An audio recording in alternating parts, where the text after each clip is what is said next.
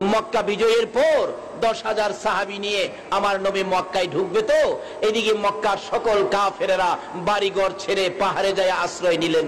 এমনকি এক বুড়ি, তার কেউ নাই, তার সকল মাল সামান গাঠুরি বেঁধে গাড়ি নিতে পারতেছে না, মাথায় নিতে পারতেছে না, গাঠুরি শেষরাইতেছে আর আমার নবীকে গালাগালি করতেছে। নাউজুবিল্লাহ বলো। গালাগালি করে আব্দুল্লাহর পোলা মুহাম্মদ, তার ভয়ে সবাই দেশ ছাড়লো। আজকে তার জন্য আমাকে দেশ ছাড়তে হয়, এরকম লোকের মুখ যেন আমাকে না দেখায়। অথচ এই মুহূর্তে আমার নবীর সামনে নবীজি ডাকতেছেন, বুড়িমা এই গাঠুরি নিয়ে তুমি কোথায় রওনা হয়েছো? বুড়ি বলেন, বাবা আব্দুল্লাহর পোলা মুহাম্মদের ভয়ে দেশ ছাড়তেছি, হের যন্ত্রণা সব চলে গেছে, আমার কষ্ট হয়, বুড়া মানুষ এই গাঠুরি নিয়ে যাইতে, আল্লাহ যেন হের মুখ আমারে না দেখায়। আমার নবী, মায়ার নবী, কি আদর্শ। নবী বলেন, বুড়িমা আব্দুল্লাহর পোলাকে দেখছো কোনদিন? কয় না, দেখি নাই। বাবা দেখা দরকার নাই, আমি তাড়াতাড়ি দেশ ছাড়তেছি। তাহলে এই গাঠুরিটা নিতে তোমার কষ্ট হয়, আমি যদি তোমার গাঠুরিটা নিয়ে দেই কেমন হয়? বুড়ি কই, বাবা এই উপকারটুকুন আমাকে করবি? অনুমতি দিলে করব। এবার যার উসিলায় কুল কায়নাত, এ নবীর মাথায় বুড়ির গাঠুরি। আল্লাহু আকবার বলো। বুড়ি নবীর মাথায় গাঠুরি দিয়ে আগে আগে যায়, আমার নবী বুড়ির গাঠুরি লইয়া পিছে পিছে যায়। বুড়ি যত দূর যায় খালি আমার নবীকে গালাগালি করে, এখনো গালাগালি করে। আমার নবী দয়ার নবী, মায়ার নবী কিচ্ছু কয় না, বুড়ির পিছে পিছে যায়। যাইতে যাইতে পাহাড়ের ভিতরে যাইয়া ঢুকেছে, যে জায়গায় অন্য লোকেরা আশ্রয় নিয়েছে, বুড়ি ওই জায়গায় যাইয়া ডাকতেছে, রে নিষ্ঠুর পাড়া প্রতিবেশীরা, ও আমার মহাবাসীরা, আমার কেউ নাই বলে আমাকে একা একা ফেলে আসছো। আজকে যদি আব্দুল্লাহর পোলা মুহাম্মদ আমারে পাইতো, আমার জীবন শেষ করে দিত। এই যুবকটার কারণে আমি বেঁচে আসলাম।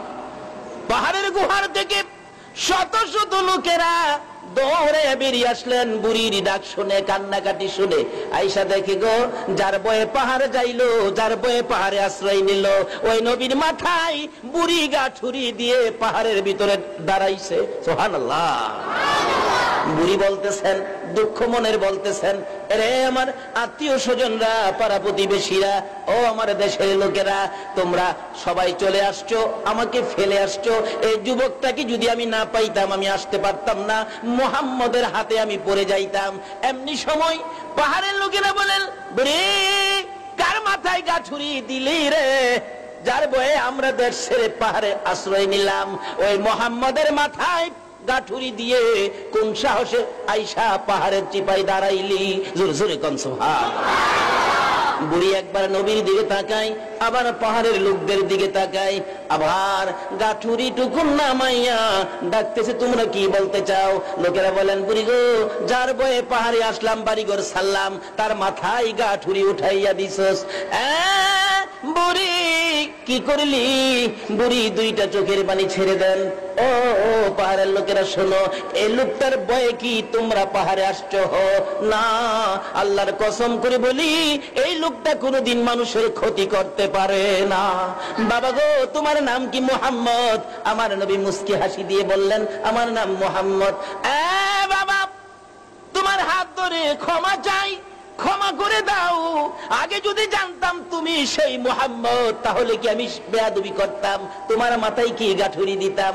বেয়াদবি করেছি, ভুল করেছি, অপরাধ করেছি, আমাকে ক্ষমা করে দাও।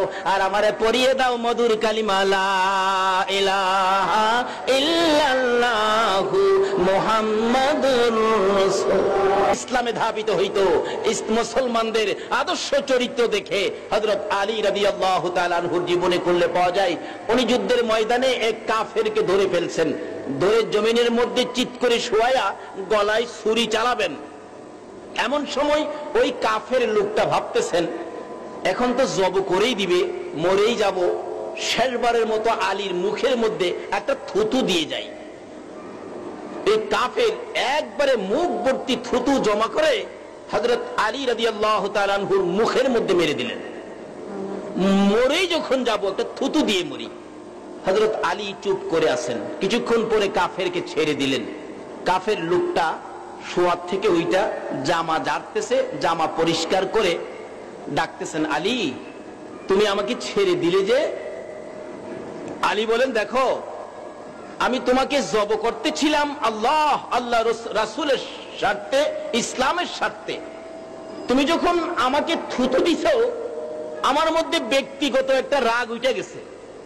এখন চিন্তা করলাম, ব্যক্তিগত রাগ নিয়ে যদি তোমাকে জব করি, হাসরের দিন যদি আল্লাহ আমাকে জিজ্ঞেস করে, আলী রে ব্যক্তিগত রাগ নিয়ে এই মানুষটাকে জব করছিলে কেন, তাহলে আমি আলীর জবাব দেওয়ার মতো কোনো সুযোগ থাকবে না। বিধায় আমি তোমাকে ছেড়ে দিলাম, যাও। বলে কি, ব্যক্তিগত একটু রাগ ওঠাতে আমাকে ছেড়ে দিলি? এর নাম কি মুসলমান? হযরত আলী বলেন, হ্যাঁ। এর নাম কি ইসলাম? হযরত আলী বলেন, হ্যাঁ। এর নাম কি আখিরি নবীর উম্মতের চরিত্র? বলে, হ্যাঁ। তাহলে এই যদি হয় ইসলাম, এই যদি হয় মুসলমান, এই যদি হয় আখিরি নবীর উম্মতের চরিত্র, তাহলে আমি আর কাফের থাকতে চাই না। আলী আমাকে কালিমা পড়ে মুসলমান বানিয়ে দাও। জোরে জোরে বলুন সুবহান। মুসলমানদের আদর্শ দেখে কাফেররা কালিমা পড়ে মুসলমান হইতো। এখন সারা বিশ্ব জুড়ে মুসলমান নাম শুনলে মানুষ আতঙ্ক হয়ে যায়। কারণটা কি? ছেড়ে দিয়েছি নবীর তরিকা, ছেড়ে দিয়েছি ওলিদের জীবনী। আসুন, নবী কি শিক্ষা দিয়েছেন, মেরাজে কি পেয়েছি, ওদিকে যাই এবং ওলিদের জীবনী শুনি। হে ইমানদাররা, অর্থাৎ আমি আল্লাহ আমার নবীর দলের যারা, ফেরেশতাদের দলের যারা ইমানদার দ্বারা, তোমরা আসো ঈদে মিলাদুন নবী করতে। জোরে জোরে বলুন সুবহান। এখানে সবাইকে যদি ডাকতো তাহলে দলাদলি থাকতো না। একদল আলোচনায় যে কিছু বলবে এটা কোরআন শরীফে বলে দিছে। যদি এখানে আল্লাহ একথা বলতো, ইয়া আইয়ুহান নাস সাল্লু আলাইহি ওয়া সাল্লিমু তাসলিমা, তাহলে বুঝা গেল এলে দলাদলি নাই, সকলে একদল। এখানে আল্লাহ যখন ইয়া আইয়ুহাল্লাযিনা আমানু বলছে, তাহলে বুঝা গেল এক কিসিমের ইমানদার ব্যতীত এই কাজে শরীক হইতে পারবে না। যেমন ঈদ, রোজাদার ব্যতীত ঈদগাহে আইসো না। রাসূল বলছে রোজাদার ব্যতীত ঈদগাহে আইসো না। এখানে আল্লাহ বলছে নবীর আশেক ইমানদার ব্যতীত ঈদে মিলাদুন নবীতে যাও না। ঈদে মিলাদুন নবী যাইতে গেলে, করতে গেলে, বুঝতে গেলে, মানতে গেলে নবীর আশেক ইমানদার হতে হবে। ইমানের স্তর আছে কয়েকটা, এদিকে যাব না। সকল ইমানদার ঈদে মিলাদুন নবীতে আসতে পারবে না। আল্লাহ যে আপনাদেরকে নবীর প্রেম ভালোবাসা আশেক বানিয়ে ঈদে মিলাদুন নবীর পক্ষে কবুল করেছেন, যে কাজ আমার আল্লাহ করেন, ফেরেশতারা করেন, এই কাজে যে আল্লাহ আমাদেরকে কবুল করেছেন, সেই জন্য আল্লাহর শুকর আদায় করে আবারও বলুন আলহামদুলিল্লাহ। যাক, ওদিকে আলোচনা হবে অন্যদিন। শুধু একটা সাবজেক্টে আলোচনা হবে একদিন 2 ঘন্টা পুরাপুরি বোঝানোর জন্য। আজকে আলোচনা গেছি মেরাজের, আজকে আলোচনা আছে অলির, সময় কম, তাই বলতেছিলাম মেরাজের কারণ হলো আসলে নবীর ইজ্জত সম্মান বাড়াইয়া দেওয়ার জন্য নবীকে এত ঊর্ধ্বের সফর করিয়েছেন। না হয়তো যে কথাগুলি বলেছেন, এই কথাগুলি মক্কাতে, মদিনাতে, পাহাড়ে বসে বলতে পারতেন। নবীর ইজ্জত সম্মান বাড়াইয়া দেওয়ার জন্য আল্লাহ নিজে যদি নবীর ইজ্জত সম্মান বাড়াইতে চাই, আপনারা কি নবীর ইজ্জত বাড়াবেন নাকি কমাবেন? আল্লাহ কবুল করুন, সকলে বলুন আমিন। যেই হোক, বলতেছিলাম আমার নবীকে এই মেরাজের চাঁদে সুবহানাল্লাযী আসরা, সুবহানাল্লাযী আসরা, আল্লাহ নিজে কোরআন শরীফে সর্বপ্রথম বলতেছেন সুবহান। এই সফরের আশ্চর্যতাটা, এই সফরের গুরুত্বটা, এই সফরের বরত্বটা বুঝাইয়া দেওয়ার জন্য আমার আল্লাহ নিজে কোরআন শরীফে সুবহান শব্দ ব্যবহার করেছেন। যেমন আমরা আশ্চর্য কিছু হইলে আমরা অনেকে বলি, এখন যদি কেউ বলে একটা 2 বছরের বাচ্চা কর্ণফুলী নদীটা সাঁতরাইয়া এপার আইসা উঠতে গেছে, আচ্ছা এই ঘটনা শুনলে আপনারা আশ্চর্য হবেন না? আর 2 বছরের বাচ্চা সাঁতরাই কিভাবে, আর এই স্রোতের মধ্যে কর্ণফুলী সাঁতরাইয়া এপার আইসা পড়ছে, আচ্ছা এই ঘটনা শুনলে আপনারা আশ্চর্য হইয়া কি বলবেন? সুবহানাল্লাহ কইবেন না? কি বলেন? একটা বাচ্চা 5 বছর বয়স 7 তলা থেকে রাস্তার উপর পড়ে গেছে, পড়ার পরে আবার হাইটা হাইটা 7 তলার উপরে উঠছে, কিচ্ছু হয় নাই। আচ্ছা, এই ঘটনা যদি আপনারা শুনেন তাহলে আশ্চর্য হবেন? আশ্চর্য হইয়া কি বলবেন?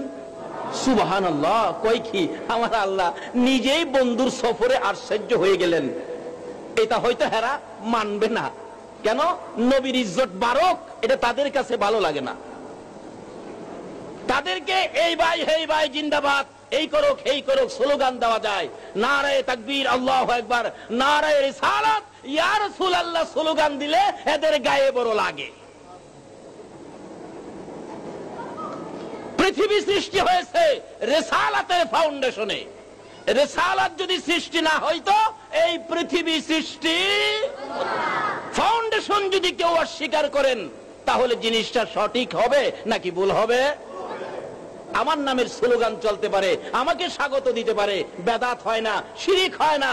আর যার উসিলায় কুল কায়নাত, যেই নবী না হইলে আমরা হতাম না, আমাদের স্লোগান হতো না, পৃথিবীর কিচ্ছুই হতো না, চন্দ্র সূর্য হতো না।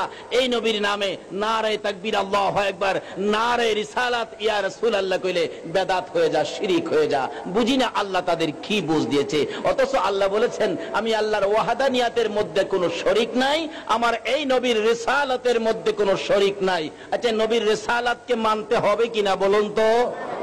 তাইলে নবীর রিসালাতের উপর স্লোগান দিলে অপরাধটা কি আমার বুঝে আসে না। যাই হোক, আজকে বিস্তারিত আলোচনা করা যাবে না। আমার নবীকে, নবীর ইজ্জত সম্মান বাড়িয়ে দেওয়ার জন্য আমার আল্লাহ এত উপরে সফর করেছেন। নিতে নিতে নিতে নিতে এত দূরে নিয়েছেন যেখানে কোনো সৃষ্টি, কোনো মাখলুক, কোনো নবী রাসূল, এমনকি কোনো ফেরেশতা পর্যন্ত যাইতে পারে নাই। আমার আল্লাহ নবীকে দাওয়াত করেছেন স্পেশালি, বন্ধু গো, তোমার চোখে খালি পানি দেখি, উম্মতের ব্যথায় তুমি খালি কান্দো। আরো কয়েক কারণ, হাজার হাজার কারণ, নবী এত উদ্দের সফরের কারণ অনেকগুলি, বলা এক রাত্রে এক বছরে বলা সম্ভব হবে না। যেই হোক, নবীকে দাওয়াত দিয়েছেন, বন্ধু আসো, তোমার মনের দুঃখটা আমি মোচন করে দেই, তুমি আসো, বেরিয়ে যাও, আমার বাড়িতে আসো। দাওয়াত দিলেন আমার আল্লাহ। আর কোন নবী রাসূলকে এই দাওয়াত দেয় নাই। তারা দাওয়াত চেয়েছেন, আল্লাহ কবুল করেন নাই। নবী দাওয়াত চায় নাই, আমার আল্লাহ দাওয়াত দিয়েছে। আজকে আমরা সেই নবীর আশিক, সেই নবীর পক্ষে।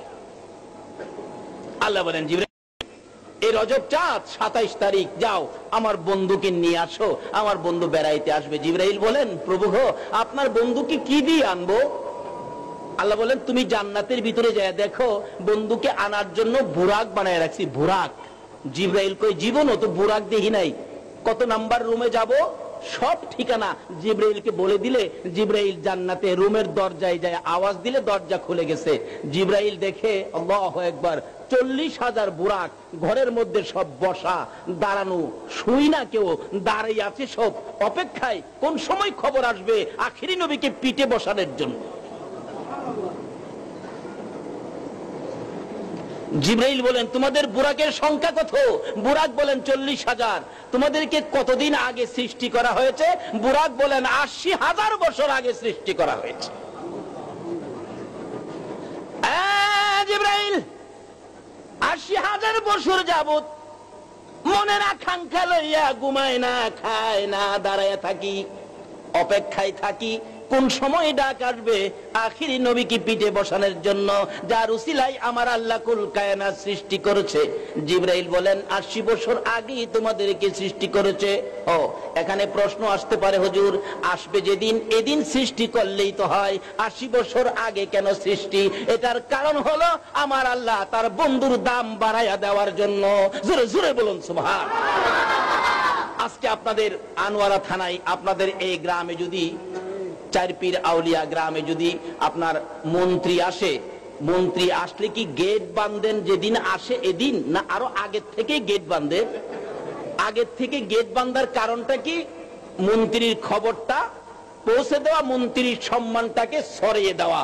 আমার আল্লাহ বলেন, আমি আমার বন্ধুর ইজ্জত সম্মান আরো বাড়িয়ে দেওয়ার জন্য, বন্ধুর প্রেম ঘরে ঘরে বিলিয়ে দেওয়ার জন্য 80,000 বছর আগে 40,000 বুরাক আমি বানায় রাখছি। লম্বা ঘটনা, এখানে ওয়াজ 2 ঘন্টা। সঙ্গে সঙ্গে জিবরাইল বুরাককে টেনে ধরলেন, চলো। পিছনের বুরাক বলেন, হুজুর আমাকে নিবেন না, আমিও তো দাঁড়িয়ে আছি। ছেড়ে দিয়ে ওটাকে ধরলে পিছনেরটা বলেন, হুজুর আমাকে নিবেন না, আমিও দাঁড়িয়ে আছি।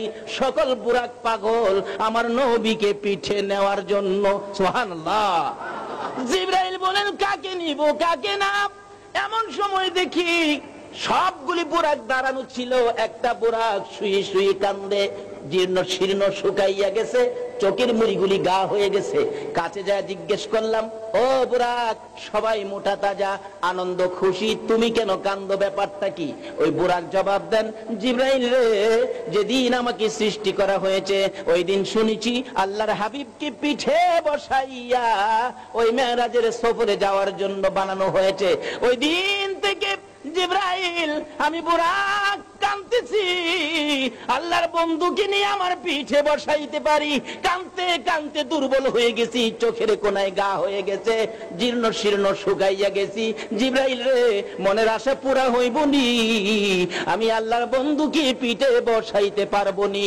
জিবরাইল বলেন, তাহলে তো তোমাকেই নেওয়া দরকার।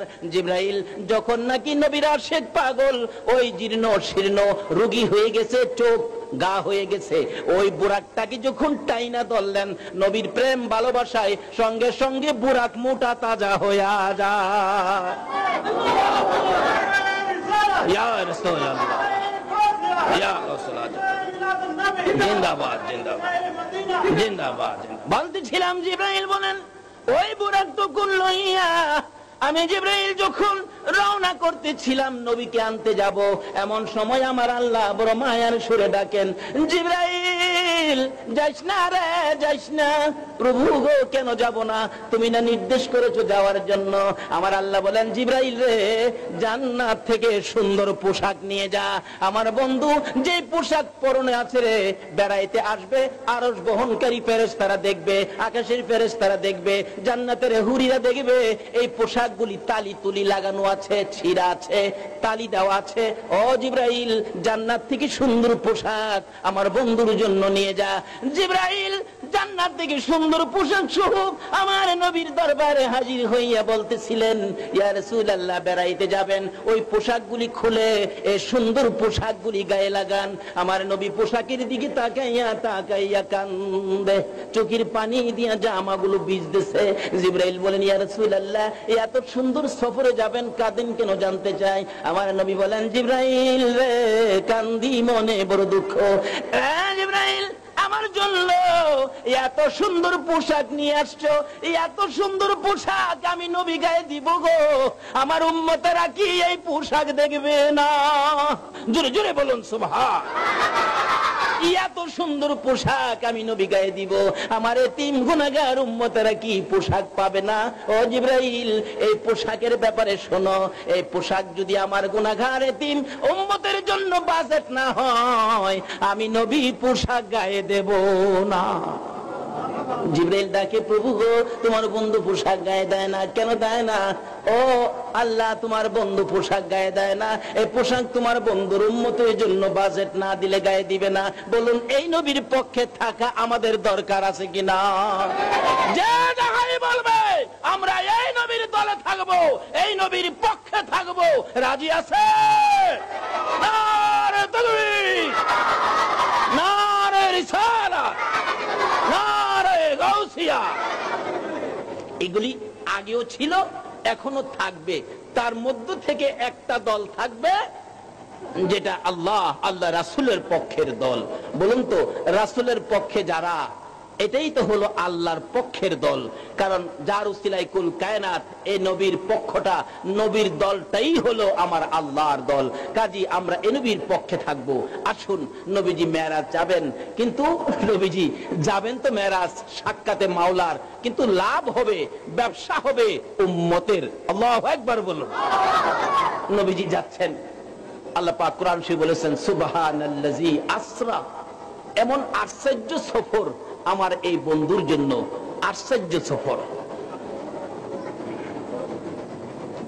লাইলাম মিনাল মসজিদিল হারামি ইলাল মসজিদিল আকসা। একটা রাত্রের কিছু অংশের মধ্যে খানায়ে কাবা, মসজিদে হারাম থেকে ওই জেরুজালেমের বাইতুল মুকাদ্দাস মসজিদে আমার নবীকে কিছু সময়ের মধ্যে পৌঁছাইয়া দিলেন। ওখানে যায়া দেখে আদম থেকে শুরু করে হযরত ঈসা আলাইহিস সালাতু সালাম পর্যন্ত সকল নবী রাসূল কিসের অপেক্ষায় যেন করতেছেন। আমার নবী সকল নবী রাসূলের উপস্থিতি দেখে জিবরাইলকে প্রশ্ন করেন, জিবরাইল, জিবরাইল, এত নবী রাসূল এখানে সব উপস্থিত, সবাইরে কবর থেকে উঠাইছে, সবাইরে কি কবর থেকে কে উঠাইছে? বলুন, কে উঠাইছে? উঠানোর কারণটা হলো আমার এই নবীরে সম্মান দাও। জোরে জোরে বলুন সুবহানাল্লাহ। নবী রাসূলকে কবরতে উঠাইয়া নবীকে সম্মান দেওয়ায় আর আমরা জীবিত থাইকা সম্মান দিতে রাজি না। এটা কেমন মুসলমান? সবাই দাঁড়িয়ে আছে, নবীকে সম্মান দাও। নবী আস্তে আস্তে বলেন, জিবরাইল, জিবরাইল, ব্যাপার কি? হুজুর, সকল নবী রাসূল আপনাকে সম্মান দিতে আসছে। এখন সকল নবী রাসূলের মধ্যে আপনি শ্রেষ্ঠ রাসূল, তো আপনি সকল নবীগণের নবী, আপনি সাইয়্যিদুল মুরসালিন, আপনি 2 রাকাত নামাজ পড়ান। নবী কানে কানে কয়, জিবরাইল, এখানে আদি পিতা আদম নবী আছে, মুরব্বী দেখা যায়, আদি পিতা আদম নবী নি জামাতের ইমামতি করে। হুজুর, আদি পিতা আদম নবী আদি পিতা হইতে পারে, এই জামাতের ইমামতির উপযুক্ত না। তাইলে বোঝা গেল নবীর দাম বাড়াইতে না কমাইতেছে। তাহলে জাতির পিতা ইব্রাহিম নবী ইমামতি হয়তো করবে। জিবরাইল বলেন, হুজুর, জাতির পিতা ইব্রাহিম নবী হইতে পারে, এই জামাতের ইমামতির উপযুক্ত ইব্রাহিম না, এই জামাতের উপযুক্ত হলো নবী রাহমাতাল লিল আলামিন। যেই হোক, আমার নবী 2 রাকাত নামাজ পড়াইলেন।